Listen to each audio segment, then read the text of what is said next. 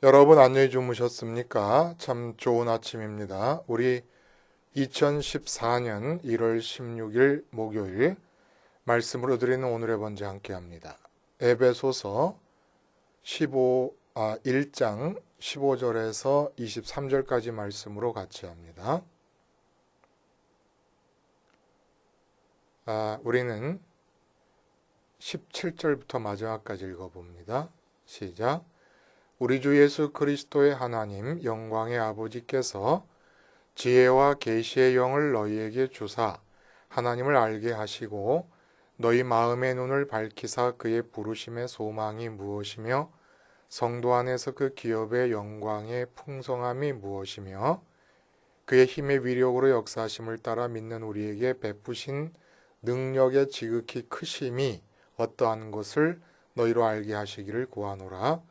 그의 능력이 그리스도 안에서 역사하사 죽은 자들 가운데서 다시 살리시고 하늘에서 자기의 오른편에 앉히사 모든 통치와 권세와 능력과 주권과 이 세상뿐 아니라 오는 세상에 일컫는 모든 이름 위에 뛰어나게 하시고 또 만물을 그의 발 아래에 복종하게 하시고 그를 만물 위에 교회의 머리로 삼으셨느니라.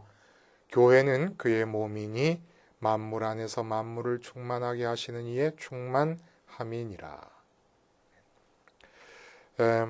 오늘 우리가 함께 읽은 말씀 중심으로 만물을 내 발 아래 굴복시키기라는 제목의 하나님 말씀 증거합니다. 만물을 내 발 아래 굴복시키기. 예수님께서 십자가에서 죽으셨고 그리고 부활하시고 승천하시지 않았습니까? 이 사건을 계기로 예수님이 만물을 발 아래 굴복시키신다라는 이야기가 오늘 본문에 나오는데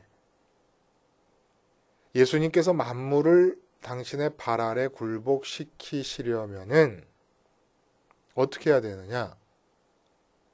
교회의 교인의 한 사람인 내가 만물을 내 발 아래 굴복시켜야 그 일이 가능해진다 이겁니다. 내가 내 발 아래 만물을 굴복시키지 못하잖아요. 그러면 예수님께서 만물을 발 아래 굴복시키시지 못하십니다. 왜 그러냐면은 예수님이 만물을 발 아래 굴복시키실 때는 교회의 머리로서 그렇게 하시기 때문에. 자, 이게 참 여러 가지 의문점을 낳게 하는 말씀이에요. 교회의 머리 되신 주님께서 만물을 그 발 아래 굴복시키신다. 왜 이게 여러 가지 의문점을 낳게 되느냐 하면 여러분 한번 생각해 보세요. 도대체 예수님이 만물을 발 아래 굴복시키시는 일이 그게 무슨 대단한 일입니까? 그건 너무나도 당연한 일 아닙니까? 그리고 굴복시키시는데 거기에 무슨 방해가 있을 수가 없는 것은 예수님이 누구세요? 창조주 하나님의 아들이십니다. 그리고 요한복음 1장에 보면은 요한복음 1장 3절에 만물이 그로 말미암아 지은 바 되었으니 지은 것이 하나도 그가 없이는 된 것이 없느니라. 이렇게 얘기하세요. 그러니까 무슨 얘기냐면 만물이 어떻게 만들어졌냐 하면 이제 그 만물을 발 아래 굴복시켜야 되는데 예수님께서 굴복시키시는데 그 만물이라는 게 프리즘 있지 않습니까, 여러분? 빛이 백색광이 프리즘을 통과하게 되면 9가지의 색깔로 나타나게 됩니다. 근데 자외선으로 맨 마지막에 나타나는 자외선은 눈에 보이지 않으니까 8가지의 빛깔로 스펙트럼이 생기잖아요. 그런 것과 마찬가지라는 거예요. 창세전의 이야기를 우리가 어저께 하지 않았습니까? 창세전에 하나님께서 달리 눈길을 주실 대상이 없습니다. 오직 아들 예수님만 보고 계셨던 거예요.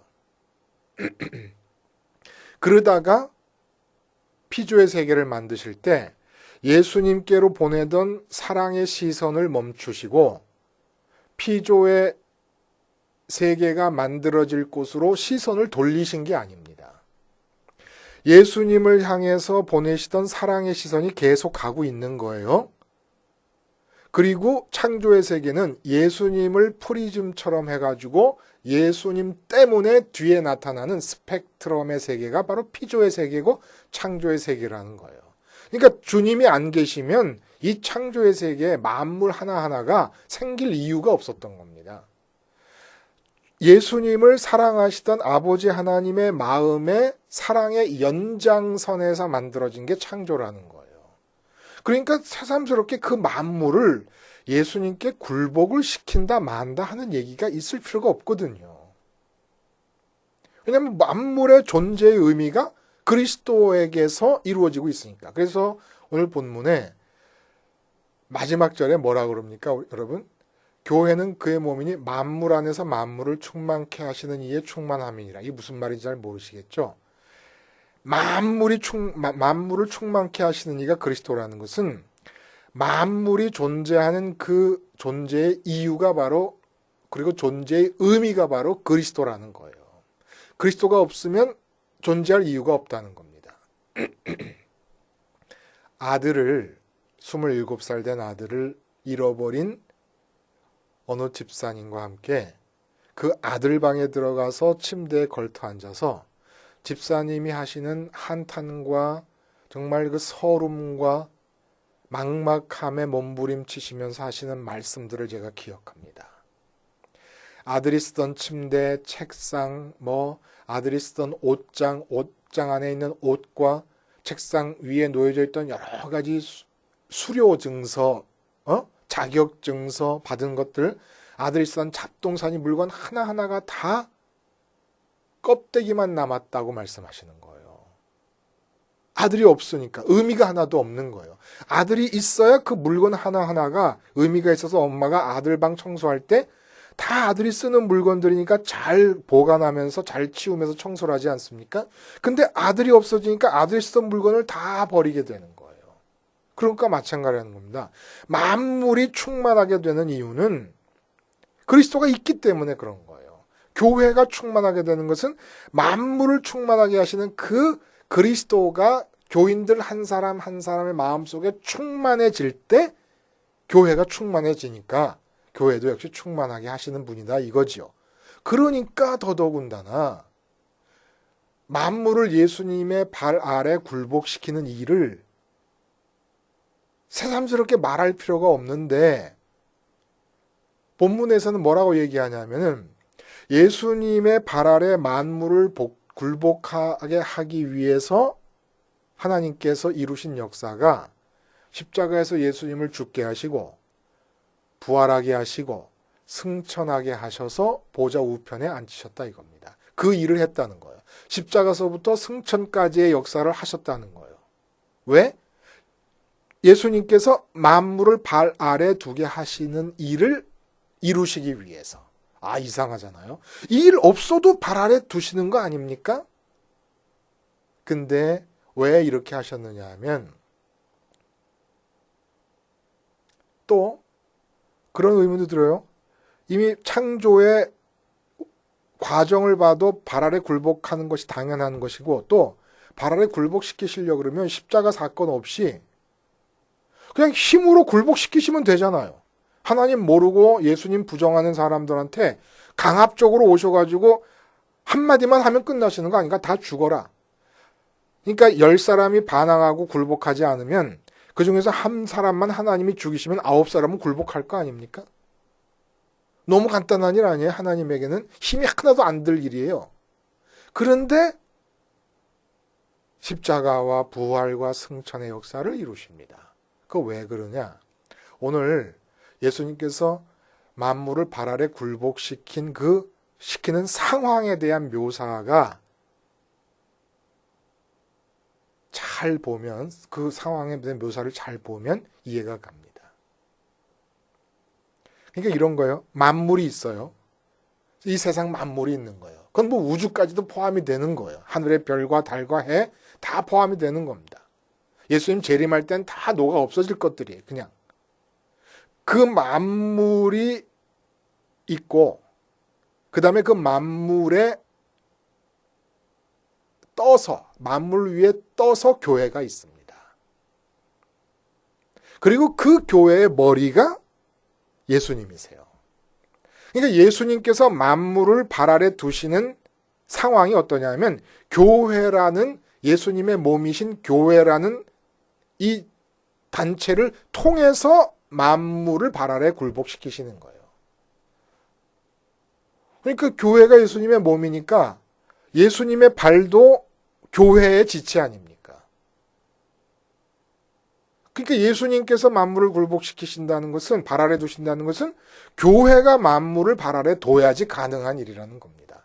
그 교회가 만물을 발 아래 두게 하시기 위해서 십자가 사건이 일어난 거고, 또 교회가 만물을 발 아래 두기 위해서는 어떻게 해야 됩니까? 교인인 한 사람 한 사람이 만물을 발 아래 둬야 되는 거예요.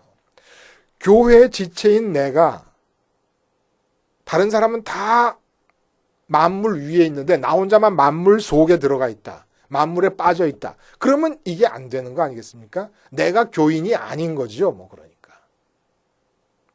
그러니까 나 한 사람이 만물을 발 아래 둬야지 예수님께서 만물을 발 아래 두는 게 가능해지는 것이고, 왜 그렇게 하시냐면 우리 모든 교인들을 선택한 그 선택 백성들을, 예정 가운데 있었던 그 사람들을 예수님과 똑같이 아들로 삼으시기 위해서 굳이 이들로 이루어진 교회를 통해서 만물을 발 아래 두시려고 하는 겁니다. 그냥 예수님 혼자 만물을 발 아래 두시려고 하면 간단한 문제인데, 우리 같은 무지렁이들을 끌고 만물을 발 아래 두시려 하시니까 이게 어렵다는 거예요.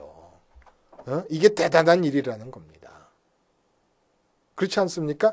내가 열심히 공부해서 서울대학 들어가는 거 대단하잖아요. 근데 더 대단하고 불가능한 것을 가능하게 한 기적 같은 일은 뭐냐면 10살짜리 초등학교 3학년 학생을 가르쳐서 서울대학 들어가게 하는 게 더 위대한 능력 아닙니까? 내가 열심히 공부해서 서울대학 들어가는 것보다 바로 그런 거라는 거예요. 그래서 오늘 본문에 하나님의 위대한 능력에 대한 얘기가 자꾸 나오는 거예요. 근데 그 위대한 능력이 어떻게 나타났냐면 십자가와 부활과 승천의 사건으로 나타났다는 겁니다. 그 사건을 통해서 내가 만물을 발 아래 굴복할 때에 예수님께서 만물을 굴복시키시는 일이 나타난다는 거예요. 그러니까 내가 만물을 발 아래 굴복시킨다는 게 도대체 뭡니까? 굴복한다는 것은, 발 아래 둔다는 것은 정복한다는 거예요. 이겨서 정복하는 걸 말합니다. 그럼 이 정복이라는 건 도대체 어떤 것을 의미하느냐? 중세 때 십자군이 예루살렘 성지를 탈환한다고 예루살렘 성지를 정복하고 있었던 이슬람 세계와 전쟁을 일으킵니다. 칼과 창을 가지고.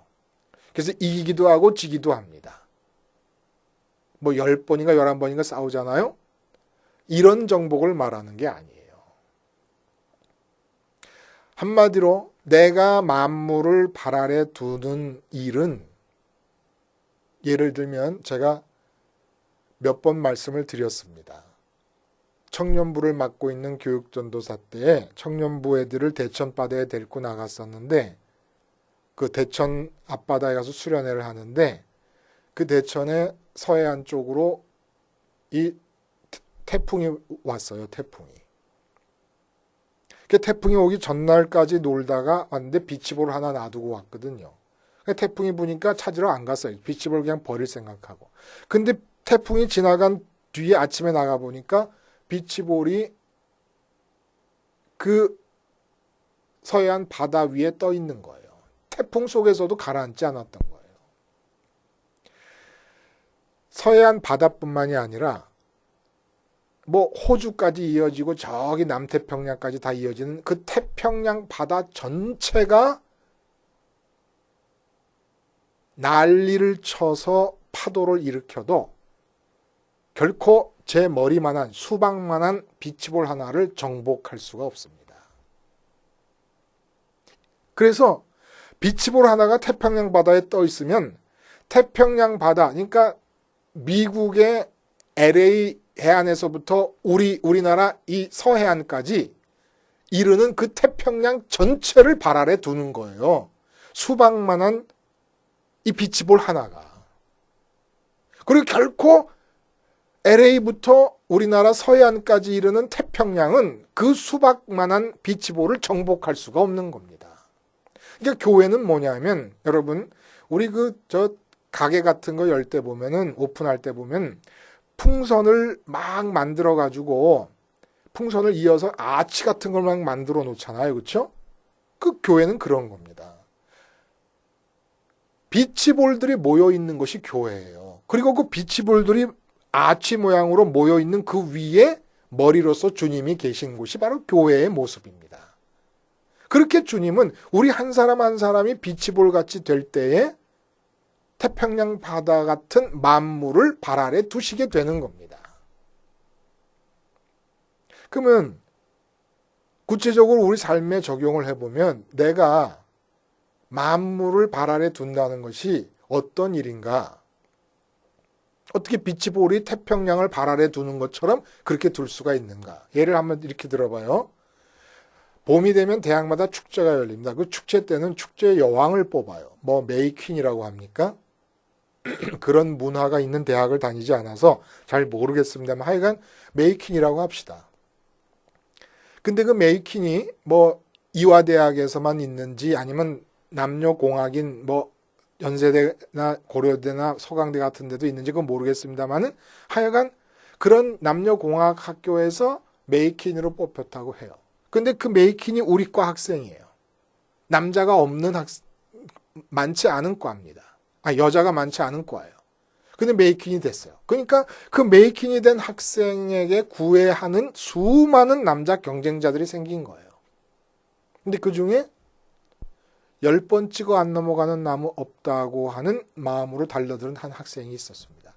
하도 도도하게 노니까 이 메이퀸이 다른 학생들이 몇 번 찝쩍거리다가 다 떨어지는데 10번 찍어 안 넘어가는 나무 없다는 결심을 갖고 달라들어가지고 퇴짜 맞고 모욕을 당하고 업신여김을 당하고 함에도 불구하고 끝까지 해서 결국은 여자친구로 만들어 버렸습니다.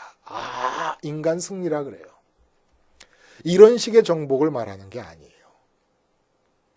만물을 발 아래 굴복시킨다는 것은 내용적으로 보면 10번 찍어 안 넘어가는 나무 없다는 결심을 한 이 남학생이 메이퀸에게 정복을 당한 겁니다. 얼마나 메이퀸의 매력이 강하게 그의 마음을 사로잡았으면 세고 센 게 여잔데 그 여자에게 목을 걸고 10번씩이나 찍으려고 달려들었겠습니까? 10번 찍는 게 대단한 게 아니라 그만큼 강하게 정복당한 거예요. 강하게 사로잡힌 거예요. 한두 번 찍다가 많은 남자아이들 그만큼 그 메이퀸의 매력이 약하게 작용한 겁니다. 돈을 벌어야 되겠다고 해서 열심히 해서 돈을 많이 벌었어요. 그럼 돈을 정복한 겁니까? 내용적으로는 돈에게 정복당한 겁니까? 그 안 벌리는 돈을 얼마나 돈이 좋았으면 그렇게 10번 찍어 안 넘어가는 마음가짐으로 달라들어가지고 기어코 돈을 벌어냅니까? 바보 멍치이처럼. 예? 돈에게 정복당한 거예요. 돈 많이 버는 게 훌륭한 게 아니라 돈에게 먹힌 겁니다. 근데 이런 사람들은 교인이 될 수가 없다는 거예요. 근데 내막을 알아보니까 메이퀸의 비밀이 있었어요. 뭐였냐면 진짜 메이퀸 자신이 마음을 준 남학생은 다른 남학생이었어요. 묘하죠. 참 이게 그러니까 인생이 신비한 거예요. 근데 그 남학생은 이상하게 메이퀸이 앞에 있는데도 투명인간 취급을 합니다. 이 투명인간 취급을 하는 이 남학생을 보다 못해가지고 참다 못해가지고 하루는 아무도 안 보는데 창피하니까 딱 붙잡고 따진 거예요. 너 어떻게 나를 이렇게 무시할 수가 있냐. 메이퀸이. 이 순간이 메이퀸이 그 관심이 없어 보이는 남학생의 발 아래 굴복하는 순간입니다. 이 세상 만물을 어떻게 굴복시킵니까? 세상 만물 속에 좋은 게 엄청나게 많아요. 엄청나게 많아요. 다 있어. 오늘 보니까 통치, 권세 뭐 이런 말씀이 나와요. 돈의 권세, 권력의 권세, 미인의 권세. 미인의 권세 굉장하잖아요. 고개 들고 다닙니다. 남자들이 쩔쩔매잖아요. 예? 교통 위반해도 교통승령이 통과시켜버려요. 이게 바로 미인의 권세 아닙니까? 이 모든 권세가 만물 안에 다 있어요. 좋아할 만한 게 다 있습니다. 근데 그 좋아할 만한 것들을 투명인간 취급을 해버리는 거예요.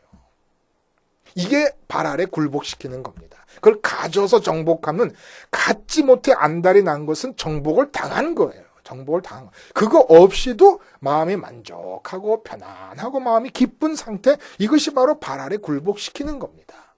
교인 한 사람이 이렇게 만물을, 그 좋은 것들을 다 갖고 있는 만물, 그것들을 투명인간 취급해버려가지고 만물 속에 좋은 것들 하나도 없어도 내 마음이 편안하고 감사하고 좋고 만족할 때 그 만물을 발 아래 굴복시키는 것이고, 이런 사람들이 모여 교회가 이루어지고 그 교회의 머리가 되신 주님께서 드디어 만물을 발 아래 두시는 거예요. 그럼 어떻게 해야 됩니까? 우리가 비치볼처럼 되면 돼요.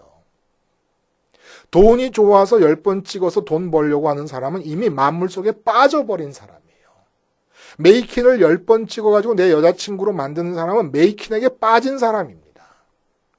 그 안 빠지려면 어떻게 해야 되느냐? 내 마음속에 다른 게 차 있어야 돼. 메이킨보다 더 좋은 것, 돈보다 더 좋은 것, 권력보다 더 좋은 무엇인가, 자식보다 더 좋고 아내와 남편보다 더 좋은 무엇인가가 있어야 아내와 남편에 빠지지 않고 자식에 빠지지 않고 돈에 안 빠지고 메이킨에 안 빠지는 거예요. 그게 뭡니까? 그게 바로 하늘이에요.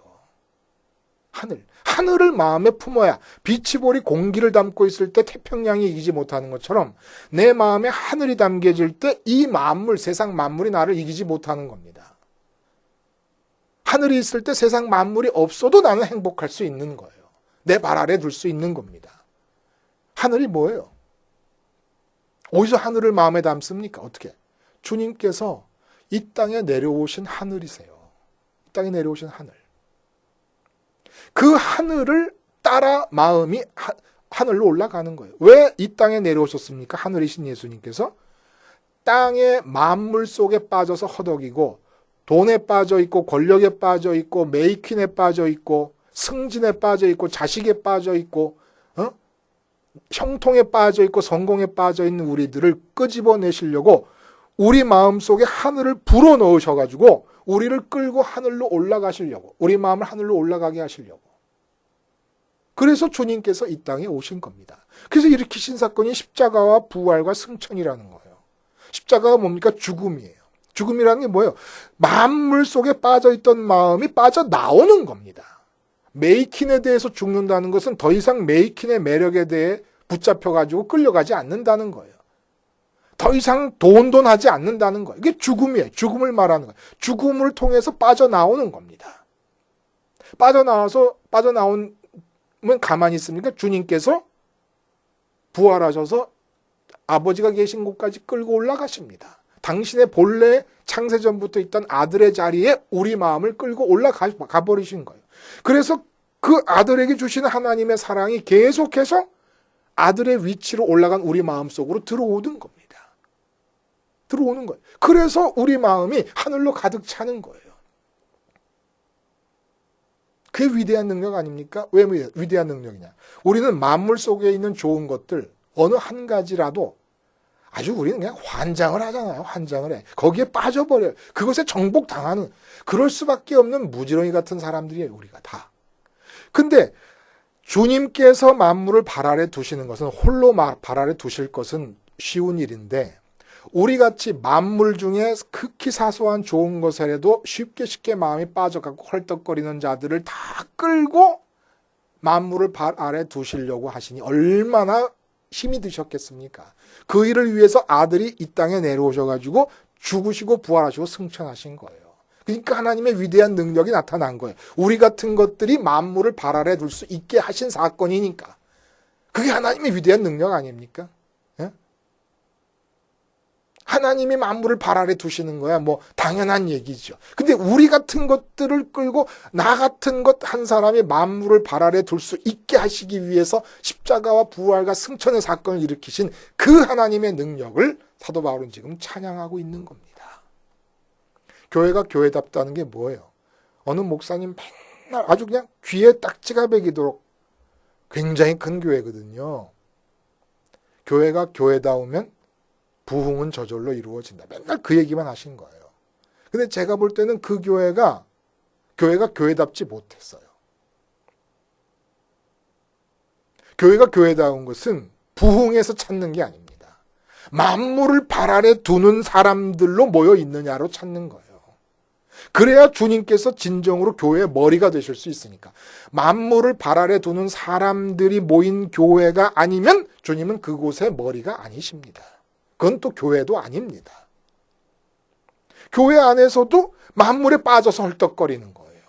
좀 더 큰 건물, 좀 더 좋은 건물, 좀 더 돈이 많은 사람이 많은 헌금을 내기를 바라고 이러고 살고 있는데 이게 만물을 발 아래 둔 겁니까 지금? 목사님들이 맨날 총회장 되겠다고 싸우고 있는데 만물을 발 아래 둔 사람들의 모습입니까? 그런 교회는 교회가 아니고 주님의 머리도 되시질 않는 거예요.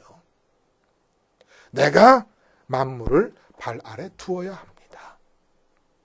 만물을 발 아래 두고 만물 속에 좋은 모든 것들을 투명인간 취급을 하면서 이미 만물 없이 하늘로 기쁜 상태에서 만물을 발 아래 두고 살아가실 수 있기를 바랍니다. 기도하시겠습니다.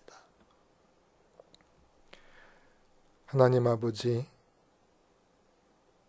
아버지의 위대한 능력으로 십자가와 부활과 승천의 사건이 이루어졌으니 우리가 마음을 십자가에 둠을 통하여 하늘로 마음이 채워지게 하심으로 만물을 내 발 아래 두면서 살아갈 수 있는 진정한 교인이 되게 하여 주시옵소서. 예수님의 이름으로 기도하옵나이다. 아멘.